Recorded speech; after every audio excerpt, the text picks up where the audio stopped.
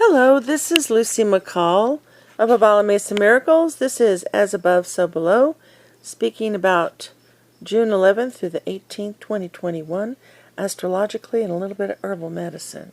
So, the big news is that we're having our second Saturn square Uranus. The first one was in February, and it coincided with that huge lineup in Aquarius. And, of course, Saturn was part of that. And we're going to have another one in the autumn. But what it seems to be doing is it's kind of a standoff between the old and the rigid and the structured and the earthy, actually, too, which is good. And Saturn is what those things are. But also Saturn is an agricultural god or energy, and of course, because agriculture takes a lot of work and discipline for it to happen. So Saturn rules all those kind of things. And we might remember that in the old days, before the outer planets were discovered, first one, Uranus in 17 something, maybe it was 1730, but when that happened, it changed that Saturn was not the furthest out planet anymore to our geocentric viewpoint, and it changed it because Saturn had always been a planet of spirituality. It is considered ruled by number 7, which is also considered a number of spirituality. But when the outer planets came into the picture of our view of how we look at things, it really changed things because it just made Saturn look like a work person. But of course, spirituality and religions and all those things usually require a certain amount of discipline for the magic to work, basically. For the prayers to work, we have to actually do something about it. So it's still a very spiritual planet, and then Uranus is a spiritual planet. But it's a planet of break it up, revolution, change it, iconoclasm, mavericks, and everything unusual under the sun is ruled by Uranus. And it's those moments of inspiration and light bulbs going off in the brain where you want to make a change, where you want to do something different. So here we are, and that's something collectively we're all trying to figure out. And of course, we went through such a big change last year, the biggest one that affected the whole planet since I was born. And now we're having kind of the appropriate planetary lineups to help us figure out what is the next step collectively. And really what it needs to be is emerging. But, I was born with Saturn square Uranus, and people born in 1952 were. And we also had Saturn conjunct Neptune, which is another kind of extreme balance with squaring Uranus. But, it was an interesting time then in the early 50s because that was the McCarthy era, an extreme right energy that was happening. And at the same time, it was when Jack Kerouac was writing books, and there was the Beat Generation, the Beatniks, and the beginning of people being concerned openly about the bomb and things like that. So we're in another extreme period like that where people are somewhat polarized between those two realms, and it's like, how are we going to find the balance so that we can all live well together? So that's the big challenge, I think. There's probably a lot more than I haven't even thought of yet. But we also have some great aspects in that Ceres is conjuncting Uranus at this time, and it's in Taurus, and it has a lot to do, I think, with our agriculture. Again, Taurus is agriculture, and the last time Uranus was in Taurus was, I've said it before, was when we had the beginnings of using pesticide and doing agribusiness. That was a big change. It brought a lot of food where there was less food and things like that everybody wants. But, of course, then it brought poisons. But right now, with Ceres conjuncting it, it brings in more of a nurturing energy. So I'm hoping that has to do with the healing and the wonders of the healing of the earth. And the organic movement and such. The thing is, we always have to watch out what's real. Now, pretty much we can expect when we go to the farmer's market, we're going to have real food. They can't say organic unless they spend a ton of money just to get that word organic in front of their food. But they can say things like no pesticides and all that. So just read the signs and let people know, they'll let you know what is good for you. And this is kind of what I think right now. We've already had a big movement with the farmers markets, and I think we're just going to expand on that. There's just going to be more and more of that expansion. So also Mars goes into Leo, and after being in Cancer, which is kind of like hyper vigilant, I guess is a good terminology I got from my friend Stephanie, that it's like just going forward and active and energetic and about what you want to do. And while Mars in Cancer is more of like where we've been for a couple of months, is more about trying to help the home, help the people, help everyone. Mars in Leo is more like, let's help myself. It's more about the king or the queen. It's more about giving to that energy, the one that rules. So we'll see how that goes. Venus is in a square to Chiron this week and has been dealing with a little bit of that. And this is where I suppose it has a lot to do with the confusion still about, shall I vax or shall I not vax? And then if I don't vax, what will I not be able to do? And if I do vax, will it become a problem? The vax issue, which also I think is represented by the Saturn square Uranus, too.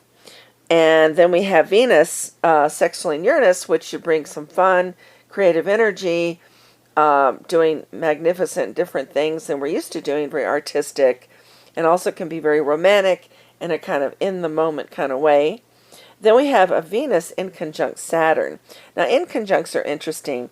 When they become a whole yod, which is like 150 degrees and 150 degrees, and then a sextile. And it's like a little, almost like an oblong triangle or something. That brings a wholeness, and it brings a direction, and it brings where we're focusing ourselves and we're being shown what to focus on. But when you have inconjunctions that are just kind of hanging in space, which these are, Venus in conjunct Saturn, Mars in conjunct Jupiter, and Sun in conjunct Pluto, we have what they call an adjustment, where we have to adjust those energies. Venus in an adjustment to Saturn is like the soft, sweet, hangout energy of Venus versus, and it really ends up being like a versus, the structure, the discipline of Saturn. So we have that going on. And then we have Mars in conjunct Jupiter, which is like, Mars, hurry, hurry, hurry, let's go, let's get it all done. And Jupiter, which is like, no, wait, we must stop a minute and have a feast. It's kind of, they're both passionate, but they're passionate in different kinds of ways. Mars has a focus it's trying to get, and Jupiter is just trying to still have some fun. And then Sun in conjunct Pluto, the Sun is the light and the shining, while Pluto is the dark. So what we're doing is looking at looking at our darkness, and we have to do that, as they say. Go into the darkness to find the light. It's like closing your eyes to meditate, to find that little star within your head. Okay, so what I'd also like to say is, of course, the eclipse happened, and just to remember, we're still in Mercury retrograde, and Mercury retrograde did conjunct the eclipse, and Neptune is squaring the eclipse points. So, and it was a full moon, so, it was a new moon, sorry, but Neptune is squaring that, and of course the Ring of Fire and all, that sounds really amazing. I didn't get to see it, unfortunately, but the thing is, this is like, and we've been dealing with it for a few months, Neptune squaring the North and South Node. Whatever our direction is, whatever our destiny is, that's a philosophical issue. Do we have destiny or do we not? Or do we have a little of both? But Neptune squaring it makes it hazy. And so it's kind of like floating. It feels like floating on a big ocean right now about making decisions. Can we figure this out? Are we going to get this sorted? It's just kind of like that. And so, and then of course, this is the week where Sun is squaring Neptune. So that eclipse point is squaring Neptune even stronger. So these are the major aspects, and there are quite a few. And yeah, lots going on for sure. Okay, so Friday, June 11th, the moon is close to Ardra, Betelgeuse. A good day for a storm. Let's hope so. We really want one. Mars goes into Leo, which could actually bring us into more of a fiery energy, and hopefully we will be safe, everybody. And but it's also, again, Mars wanting to expound on its ego, on its energy that goes out into the world, and the things that it wants to rule. This is what we're going to be dealing with for a couple of months. And soon Venus will come in and conjunct it, and we'll even have more fun with our creative art forms. And then today also, today, Moon conjunct Venus, but that's kind of soon after midnight, tonight, Friday night. And that is a very sweet conjunction that's going to be happening at the top of the midnight. And Saturday, June 12th, the moon is close to Purnavasu. This is a very philosophical day. It's Western Cancer. This is an excellent day to continue doing gardening. It's annual time. Once the new moon starts, it's annual time. And Cancer is a very nurturing sign for gardening. So hopefully you can get some more gardening done if you haven't finished. Gosh, it seems to take me forever to finish. Moon square Chiron is early in the morning Saturday, and then there's a moon sextile Uranus and a moon in conjunct Saturn, all that before the day begins. But the major aspect is Venus square Chiron at around 12:30, and this might bring up some issues about what to do about your health again. And the moon trine Neptune at 11:06 p.m., good time to dream, and 11:38 p.m., Venus sextile Uranus. That might keep you awake on Saturday night, dancing away, drumming, playing music, doing art, doing theater. It looks like a pretty good evening for the creative. And then Sunday, June 13th, the moon is close to Pushya, also a Celis. A very, very sweet day. The day is mostly in Cancer, but it does move into Leo. But the constellation itself is very nurturing, so it is a very good day to continue planting annuals. Venus in conjunct Saturn, 2:15 a.m., but affecting the whole day and a few days before, a few days after. Adjustment between the sweet, soft side of yourself and the structured, better get it done self. So it's like trying to blend those energies. And then at 5:40 p.m. is the Sun square Neptune, again facing illusion, facing what is not real. And I'm just wondering, a lot of this Neptune-Uranus stuff could so much be about how the government is finally letting us know some things about spaceships and whatever, which of course around here, well, it's old news, but it'll be interesting what they have to say. The disclosures are happening. So then on Monday, the moon is close to Ashlesha and head of Hydra. This is not a good day for planting, but it is definitely a good day for weeding and for pulling out things. It is a good day for just actually exorcising the negative energies of your soul into the realms, other realms. And then Saturn square Uranus is happening this day, and that, of course, is a major aspect of the whole year. Again, shall you be normal about something, or shall you be eccentric about something? Do you need to structure? Do you need to break free? Do you need to do a little of both? That is the challenge. Okay. Then Mars in conjunct Jupiter, very passionate, but it has a lot to do with, do you want to put all your energy into just going fast, or do you want to kind of make it into some big, gorgeous feast of some kind?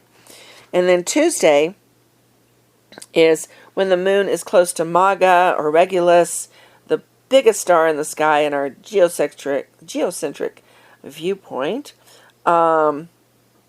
It's just a good day for honoring the ancestors. It's a good day for honoring the king and queen of the land. Hopefully you like them. And then Moon in conjunct Neptune early in the morning is rather spacey, and the Moon sextile the Sun. This is just very focused at 11:30, being able to get stuff done. That's good. Wednesday, June 16th, the Sun is close to Purva Palguni. This is a day for relationships. There's a lot of stress on this day, though, so just be aware of that. But it's also the Moon is in Virgo, and this means it's a good day, especially to be planting grains if you haven't finished doing that. I sometimes plant oat and amaranth about this late, and it works out. So anyway, Thursday, June 17th, we have all these aspects with the Moon, and the Moon is close to Uttara Palguni, also Dimbola, and this is a very good relationship day and an excellent day to grow some more things. It's in Virgo. Friday, June 18th, a Venus kind of day, always Freya Friday. This is when the Moon is close to Hasta Corvus, and the Moon goes from Virgo to Libra. Great day for planting flowers. And we have it's a good day. Moon sextile Mars. It's an energetic day. I like this day. Yay, next Friday. So I'm going to speak quickly. I thought I'd talk about the roses, the wild roses that are out and about, so lovely. And there's so many things you can do with them. I mean, for one thing, they make a great syrup, and they can also make a great jelly. You can look up online, I'm sure, for those recipes, or you can ask me sometime, I'll tell you. But you can also infuse the roses into water, and that can make almost like a hydrosol, really good for your skin. A delicious tea, great for making a fermentation drink with raw honey and that. And you can do like a mead, or you can, do some kind of kefir grain is another kind of way to do the roses. And of course, roses are well known to be for love. I mean, the little flower petals of all the roses are always heart-shaped. And most of the families of fruit trees or so many of the fruit trees are of the rose family. So we're just, it's just it's a world of love, isn't it? All this fruit and flower. But it's also, you make a tincture, you can make a syrup, high in vitamin C. Rose petals, it was one of the main remedies of the flu of 1918, was to use roses. And actually, I believe I heard that was also used a lot during the bubonic plague, though I do not know how that worked out. I just know that it was one of the medicines. And also the roses, it's in a flower essence way. It is used by Bach, who came up with that one, or probably one of millions who came up with it over the centuries. But it's used for apathy and heartbreak, and when your heart is just sad and you just can't find a way to give enough joy and happiness back to yourself or anybody, and it heals that. It's just wonderful. And just the scent of the essential oil of rose is wonderful that way. But the wild rose is just so wonderful. We have so much, and it's a good time to pick it. And you can also like even put it into some white wine for a kind of like a little interesting little drink. I forget what they might be called. Cordial, I guess. And you can also dry those tea. I dry rose petals. I dry a bunch of flowers that are sweet for tea in the winter. And I also just love rose. I mean, it's so wonderful. It's ruled by Jupiter, which is interesting, Jupiter, the liver. But rose also does help open up the capillaries. It makes the capillaries slick so that things can move on through. And of course, we need that happening in the liver and the heart and everywhere else. So, okay, many blessings. Have a good week. Adios.